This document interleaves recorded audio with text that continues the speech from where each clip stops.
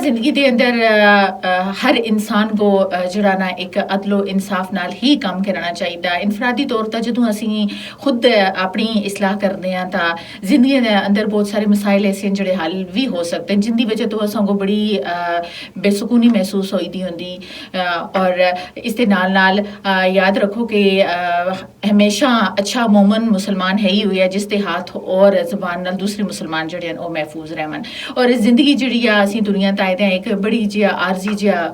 वक्त असां दा आरजी जी असांको टाइम मिलिया था और जिन्हां लोकां सुण जिन्हां कौम सुण हमेशा अदलो इंसाफ दे तकाजे अपनाए उन्हां ही कौम सुण हमेशा तरक्की कीती आ और सिर्फ अज दे माशरे दी अकासी करदे होए अगर गल करां दा अदलो इंसाफ सिर्फ असां सुण अदालतां तक छोड़िया दा और हर इंसान सिर्फ इस चीज़ दी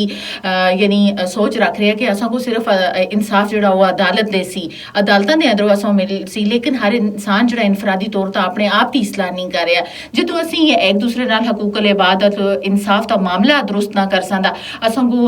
अदालत या दूसरा कोई बंदा किस तरह इंसाफ दे सकता और जिंदगी के अंदर कोशिश करो कि हमेशा अपने हाथ पाँव जबान नाल किसी की दिल आजारी ना करो किसी को तकलीफ ना पहुंचाओ कि अल्लाह दे हाँ भी तुसते मामले जड़े हैं ना वो दुरुस्त रखे चलो।